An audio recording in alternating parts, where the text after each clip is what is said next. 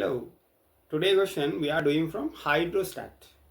Recall your memories with the questions. We get only one question from MCQs from hydrostat, right? So we are planning to get that mark. Actually, that question is not that hard. So we need to try for that question for sure, right?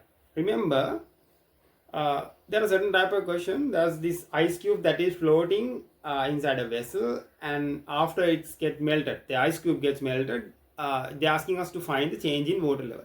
Or again, an ice cube is floating inside of the vessel, and on top of that, there's this coil. So after getting melted, what's the change in water level? So you must have seen these type of questions. If you find these questions are difficult, yes, let's try the theories and let's do two. I'll be giving you two questions. Try the two questions as well. So let's do it now. Alright, let's get into the question now. As shown in the figure, an ice cube is floating on pure water. Describe the variation of water level occurs when the ice cube get completely melted, right? So this ice cube that completely get melted, let's do it like this. This is the ice cube that completely get melted into water. Remember, mass is same, m and m same. So let's write the equation for mass. V ice, volume of ice, into rho ice, density of ice, right? That should be equal to volume of water that converted into volume and density of water, right? So in the floating theorem, remember, this condition should be met, right? So in floating theorem, remember that upthrust mg equals upthrust. So let's write mg. So weight of ice, it is V I rho I g, that should be equal to the immersed volume of, remember, immersed volume of water, immersed volume, right, this volume, right? So that is, let's take is at rho VW and rho WG. So here just take a look at this, these two are equal, G and G cancel off, you can see Vi rho I is equal to Vw rho W. So that means rho I will be converted into rho W, rho I will be converted to rho W, and Vi will be automatically converted into Vw. So this entire thing will be melted and will be, yes, converted into this volume.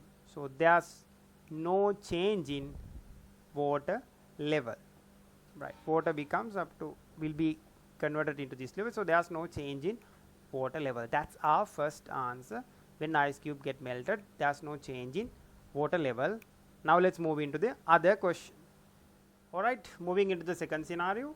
Describe the variation of water level occurs when ice cube floating partially immersed in a liquid of density higher than water gets completely melted. Remember, so if the density of this liquid is rho is greater than rho W, right? So we're going to apply the same procedure we followed. So floating theorem, mg is equal to upthrust, right? So weight of the ice cube, it has to be Vi rho Ig, it has to be equal to V. Now the immersed volume of ice cube, let's take it as V2 and rho G, right? And after being melted, remember, Vi rho I, it's get converted into rho W and Vw, right? Now we need to check whether Vw is greater than V2 or are they equal, Vw, V2 is equal or smaller. These are the three scenarios, right? If these two are equal, yes, you know, there's no change in water level. If this is greater, yes, water level, the liquid level will go up, and it's smaller, it will go down, right? Right. Since the upthrust is greater, see here, rho is greater, right? If rho W is here, see, Vw is here, to give the same weight, same amount, same mg, this Vw has to be, this V2 is smaller because rho is greater. I hope you can see it. rho is greater than this rho w, so V2 is smaller to VW. That's my conclusion. V2 is smaller, that means VW is greater. So what happens is, this scenario, water level will, yes, floating partially immersed, the liquid density than the water, so water level will go up. That's the second answer. Alright, moving into the second question. This is bit of a complex question. I hope you can see it. I hope you have tried it actually. As shown in the figure, an ice cube is floating in water beaker. Which of the following graph represent the variation of water level H with time t if the water level is maintained at room temperature? Right. First thing you need to know, after being melted, whether the water level go up or it will go down. So let's apply the concept we used earlier. So water level, after, if it's only ice cube, then you know that there's no change in water level. But remember, here we have a coin inside of it, right? So that means this coin is floating. So weight of the coin is balanced by certain upthrust given by water, right? So think like this. After the coin falls into water, it will definitely sink, you know that. So the reason is mg is greater than the given upthrust by coin itself.